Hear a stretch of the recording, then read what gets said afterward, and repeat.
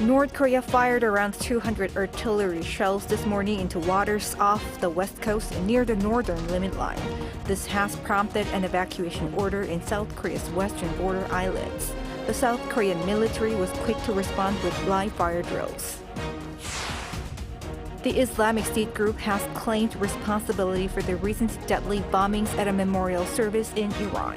We take a look at what this means for the already complicated situation in the Middle East. The United Nations says the world economy will only manage to grow 2.4% this year. South Korea, on the other hand, will likely see its economic growth accelerate. It's January 5th, 2024. This is Newscenter. Good evening. Thank you for joining us. I'm Min.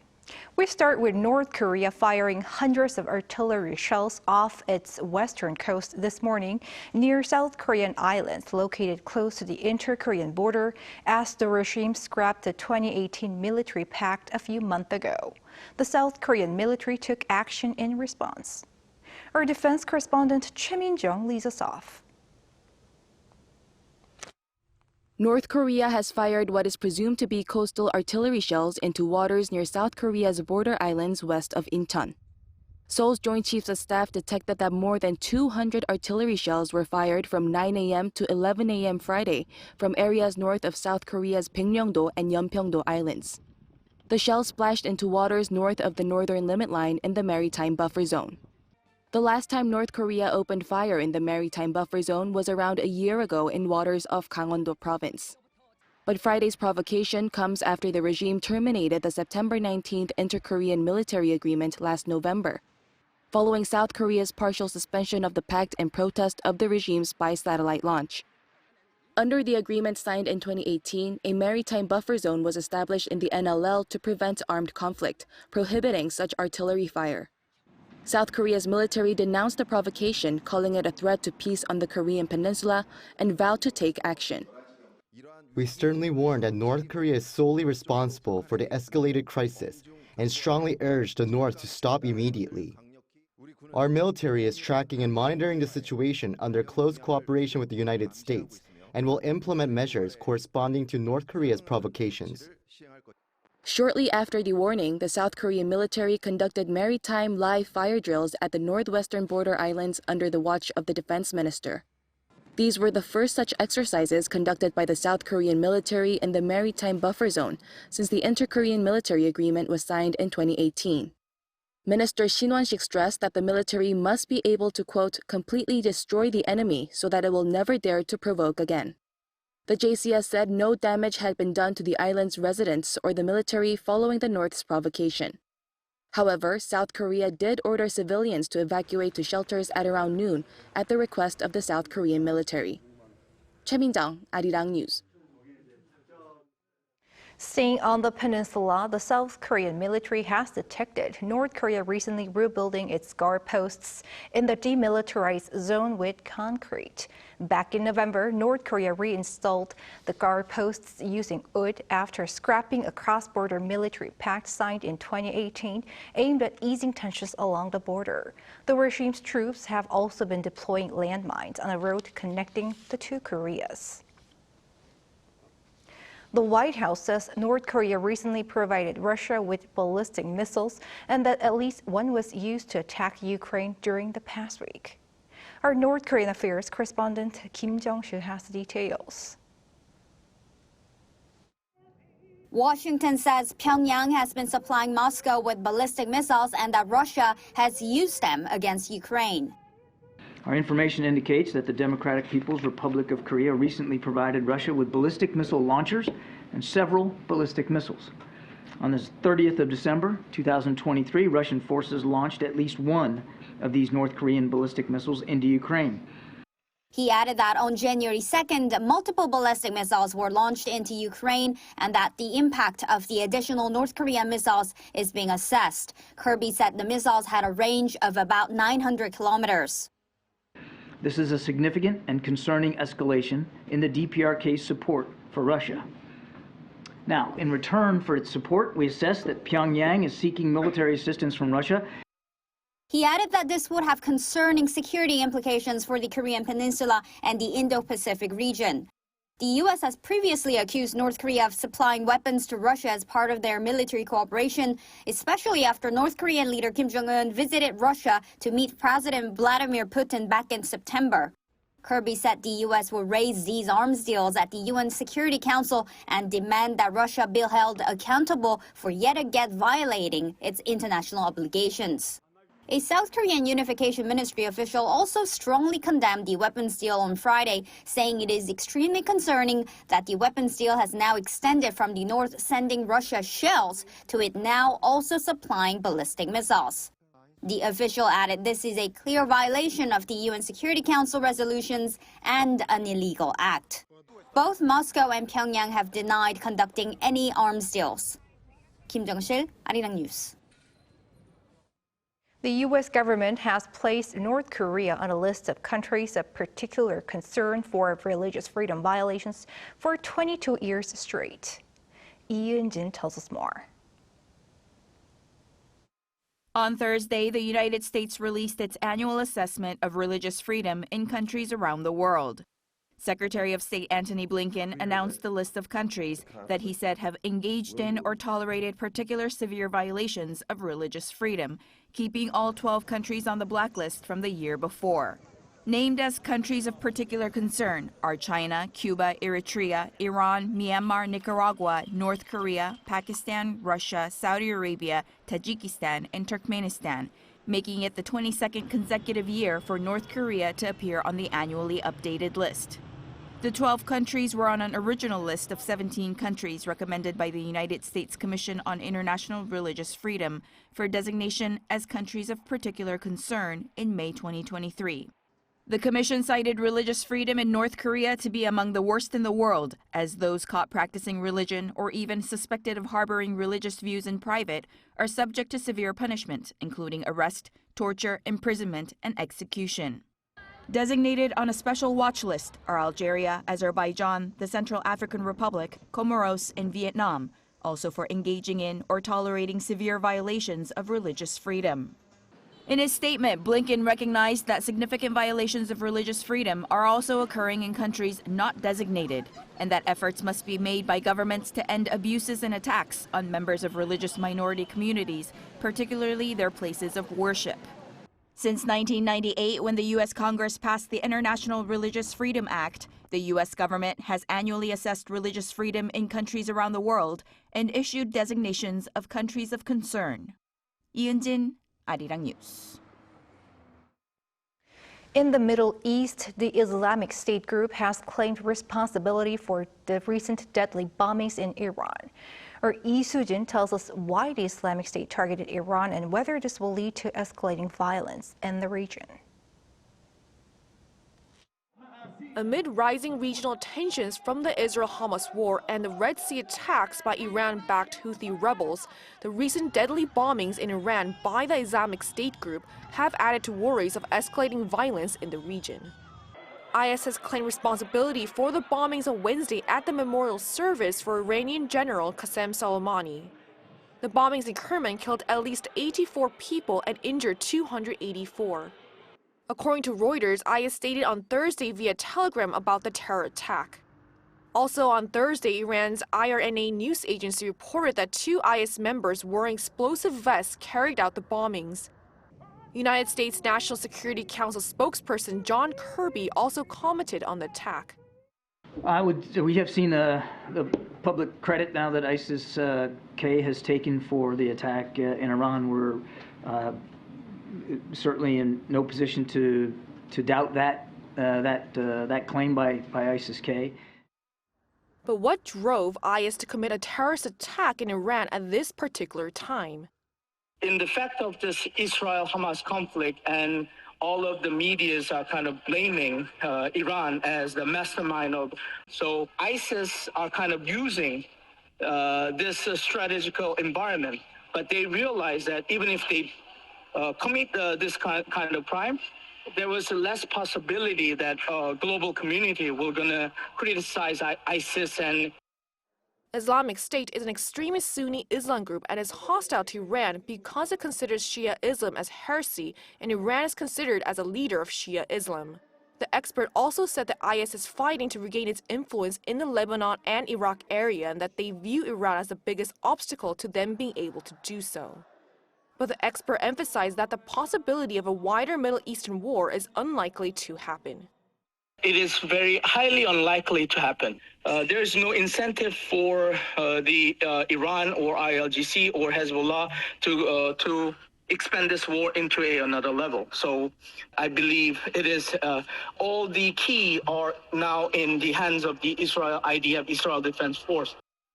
Meanwhile, the United Nations Security Council strongly condemned the bombing in Iran and emphasized that the perpetrators and the forces behind the attack must be held accountable. The Security Council urged all UN members to actively cooperate with the Iranian government. 이수진, Arirang News. Over in Japan, the death toll continues to rise, now over 90 from Monday's earthquake. Thousands of rescuers pressed on in a search for survivors, hoping to save as many as possible. Chung Eun-ju has the latest. Japan is facing a battle against time to rescue those affected by a series of major earthquakes that struck the central prefecture of Ishikawa on the first day of the new year. The death toll continues to rise as a 7.6 magnitude earthquake struck at a shallow depth in the Noto region of Ishikawa and its vicinity on Monday. As of Friday morning, at least 91 have been killed with more than 400 injured and an additional 172 reported missing.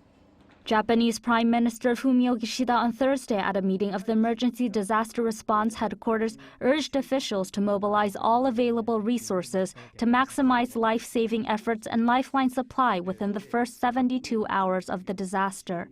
Experts say the first 72 hours after earthquakes are especially critical because the prospects for survival greatly diminish after that. Rescue operations, however, have been hindered by badly damaged and blocked roads, and one of the area's airports has been forced to close due to runway cracks. Rainfall on Wednesday in Wajima City has exacerbated search and rescue efforts. Material aid has trickled in, but many evacuees remain largely cut off from food, water, electricity, and communications amid freezing temperatures and bad weather.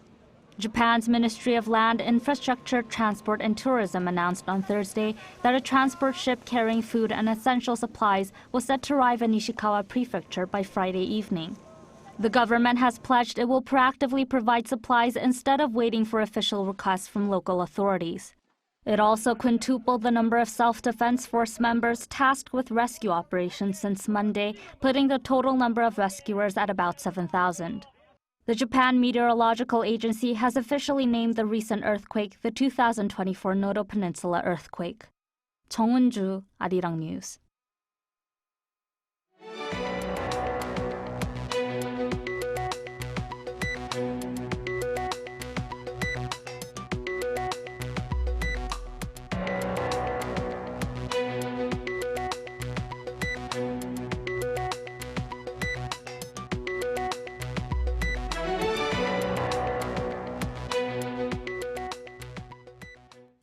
The global economy is looking at a weaker expansion this year, but the Korean economy is expected to buck the trend. Lee Kyung-eun explains. 2023 saw stronger than expected growth coming out of the COVID-19 pandemic. But the UN projects a slowdown in the new year, forecasting a 2.4% growth rate. That's 0.3 percentage points lower than its previous estimate. The forecast comes on high interest rates, regional conflicts, sluggish international trade, and climate disasters, prompting the UN Secretary General to call for big, bold investments to put the global economy on a stronger growth path for all. Major economies will be among the hardest hit, like the US, the world's largest economy, whose growth is expected to drop to 1.4% this year from 2.5% last year. China is also projected to see a modest slowdown, with its growth estimated at 4.7%, while Europe and Japan are forecast to see 1.2% growth. However, the UN estimates the South Korean economy will grow in line with the global pace at 2.4%. They will be a major improvement from the 1.4% growth rate in 2023, which was hit by weak private spending. Despite high borrowing costs, the report points to a rebound in investment, which will lead to a higher growth in the new year. That is in line with South Korean government's predictions, with recovering exports to be another contributor. 이경은, Arirang News. Exports of South Korea's cultural content such as music, games, animation, and films recorded an all-time high in 2022. According to the Culture Ministry on Friday, exports in the content sector amounted to over $13.2 billion. That's an on-year increase of some 6%. The value of the exports surpassed those of rechargeable batteries, electric vehicles, and even home appliances. Studies from the Export-Import Bank of Korea expect rising content exports will lead to greater outbound shipments of consumer goods like cosmetics and food. South Korean football player Min-jae has been named among the best male football players for 2023. Every year, the International Federation of Football History and Statistics selects its top 11 players. The Men's World Team 2023 was announced on its website on Thursday, and Min-jae was named as one of the 3 defenders in the team. Last season, he was named the Italian League's best defender as he helped Napoli win their first title in 33 years.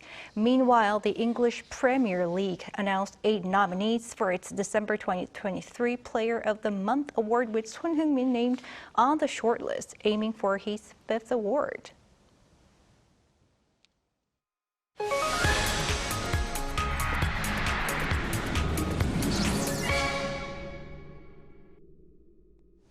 Time now for our weekly arts and culture segment. We have our culture correspondent Song Yujin joining us in the studio.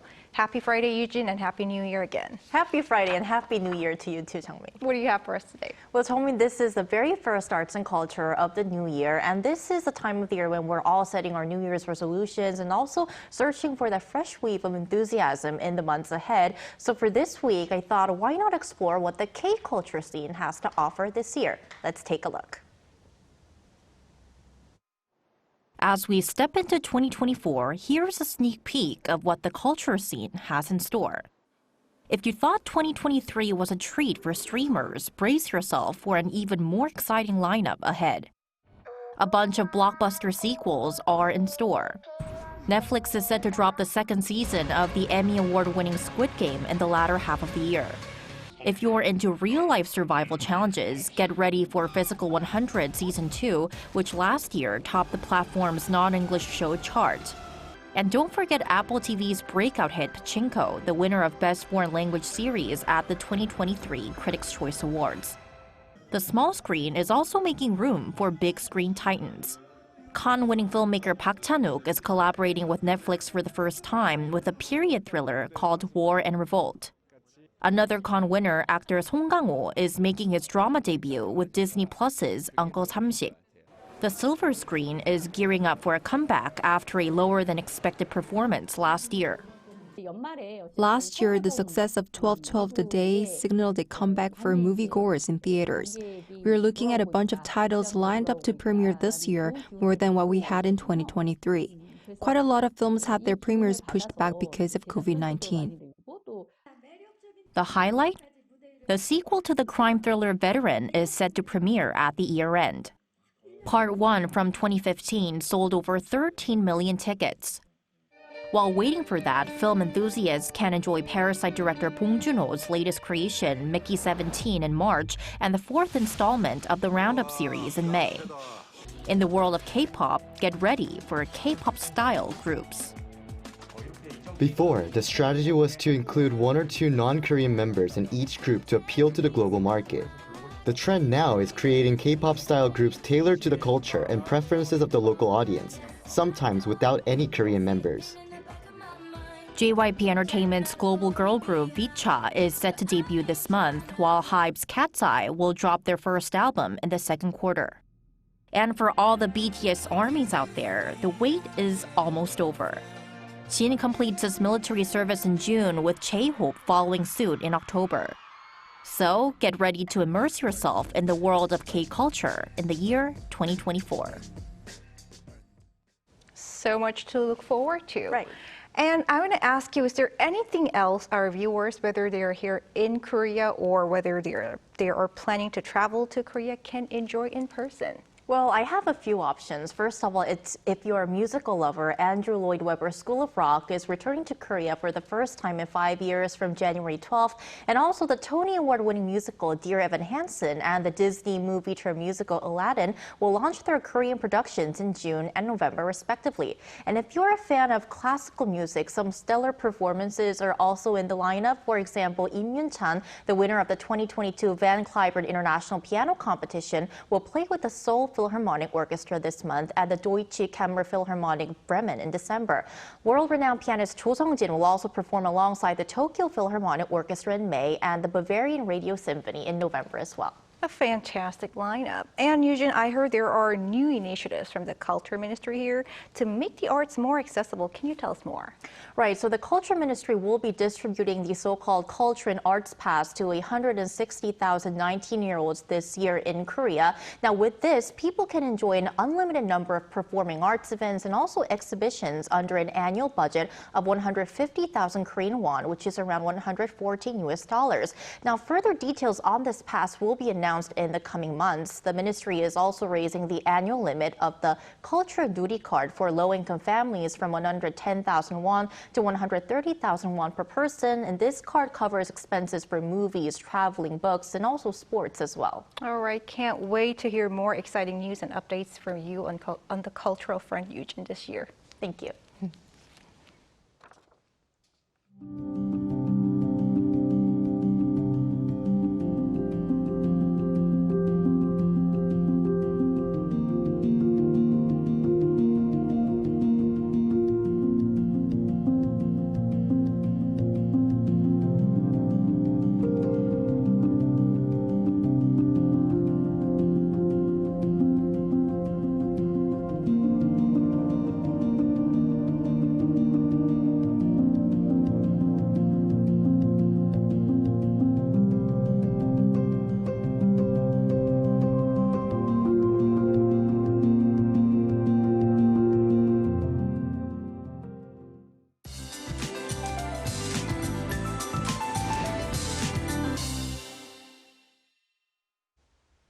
Tomorrow is Sohan, the first solar term of the year on the lunar calendar. As Sohan is considered the coldest time of winter, morning temperatures will drop by 5 to 10 degrees from today. Mountainous areas of Gangwon-do province will see frigid weather, with temperatures falling below minus 10 degrees Celsius. In most parts of the country, the morning temperatures will be around minus 5 degrees. It's important to take care of your health due to rapid temperature changes. There is snow forecast in midwestern regions of the country between tomorrow night and dawn the day after tomorrow. Ultrafine dust will be resolved tomorrow as the cold winds strengthen. Cold spells will dominate nationwide. Seoul and Daejeon will start off at minus 4 degrees. The daily temperatures ranges are huge tomorrow. Highs in Seoul and Chuncheon will get up to 4, Jeju and Busan 10 degrees Celsius. On Monday, an extreme cold spell of around minus 10 degrees is expected again. That's all for Korea. Here are the weather conditions around the world.